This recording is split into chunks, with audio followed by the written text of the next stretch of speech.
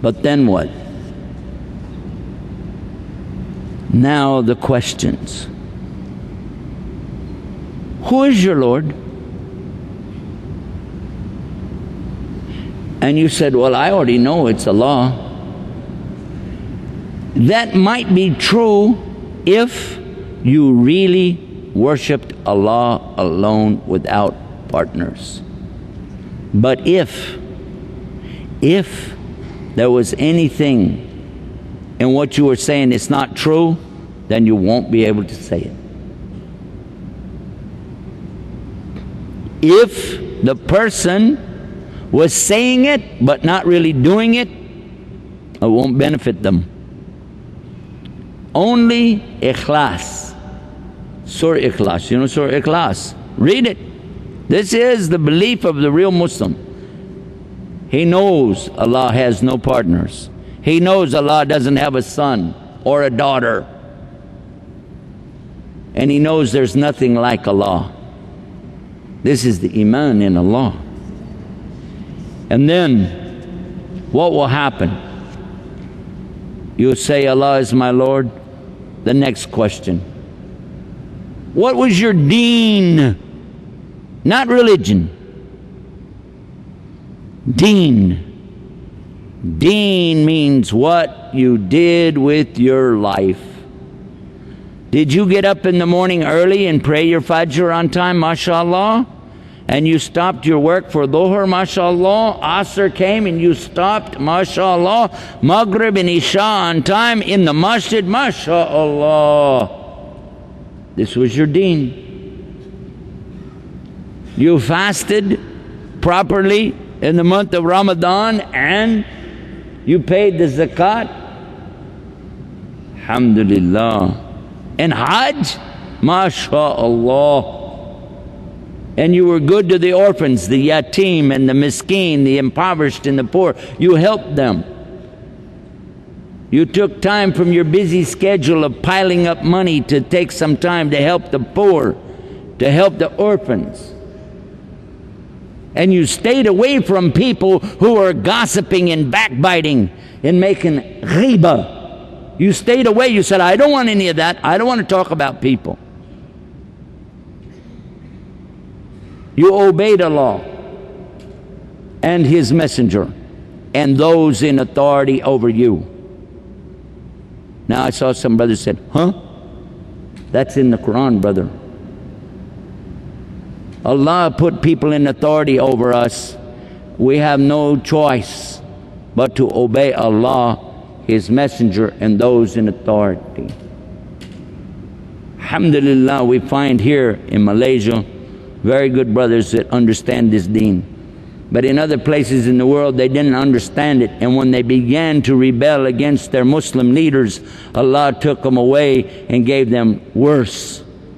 And when they rebelled against them, they got worse. And they keep rebelling until a whole entire Muslim population is actually in a prison in their own country, because they keep rebelling against Allah and His Messenger and their leaders. What is your deen? What are you doing with your life? How do you spend your time? Dhikr of Allah or SpongeBob SquarePants? How do you spend your time? Reading the Quran or watching the sports? How did you spend your time? What did you do with your time that Allah gave you? That was your deen. And the third question, who was your prophet? And you say, I know that's going to be real easy. Oh, really? Actually, that's going to be one of the hardest of all after we got past these other two, because now it's still a question. Why would that question be there? You say you believed in Allah, mashallah, you did some good acts, mashallah, but did you do everything on the order of the way that the Rasul told you to do it? Or did you accept people to make up something else and you followed that instead? And I've been in some countries where you cannot believe the things that some Muslims do. And when you try to correct them, they say, oh, but this is what we've always done. Our fathers before us, they did the same thing. And you say, but that's in the Quran too. It says that in the Quran. We're doing what we found our forefathers doing. Does it make it right? Would you like to know one example?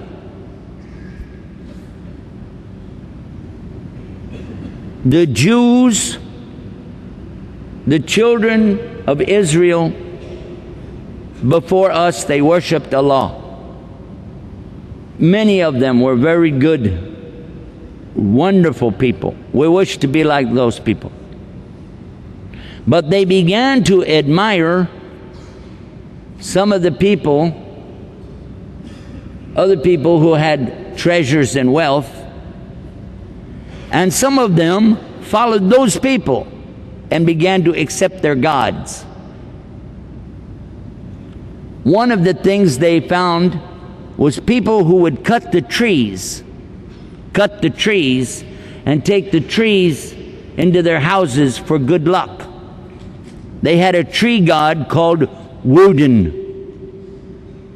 This is an ancient religion still mentioned in the encyclopedia today. They believed that this tree could help them, and they would decorate their house with this tree. So Allah sent their prophet to them, Jeremiah. And Jeremiah was saying, this is what your Lord has said. Don't be like the mushrikeen. Don't go into the forest. Don't cut the tree. Don't take it into your house. You carry it on your shoulder. It cannot hurt you. It cannot benefit you. Don't do it. It's in Jeremiah chapter 10, verse 6, 7, 8. Read it. In the Bible, Old Testament. Don't do it. So when we come to the Christians, when I was a Christian and I said, guys, we have in our book, we're not supposed to do this. And they say, oh, you're just too strict. We're having fun. This is what we all do. This is what our fathers did before. It's no big deal. I said, but it says not to do it. Why are we doing it? Some of them listened. Most of them laughed. But the leaders of them, the ones selling the trees and making the money, they accused us. You know what they said? You're fundamentalists. Exactly what they said. Now in Islam, when our teachers come to us and they tell us, please, don't follow the way of disbelievers. This is what the Quran says. And you said, oh, you're a Wahhabi. Just like that. You've been warned. Right now, what's going on here, you're being warned clearly by very good scholars who understand about practicing other religions and claiming that it's exercise. If you exercise, it's not a problem. The scholar said it. I read the fatwa.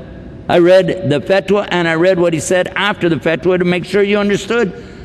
Exercise is not the problem. It's when you begin to add the worship part, it's not acceptable. And some people said, he must be a Wahhabi. In other words, anything that doesn't agree with you must be a Wahhabi.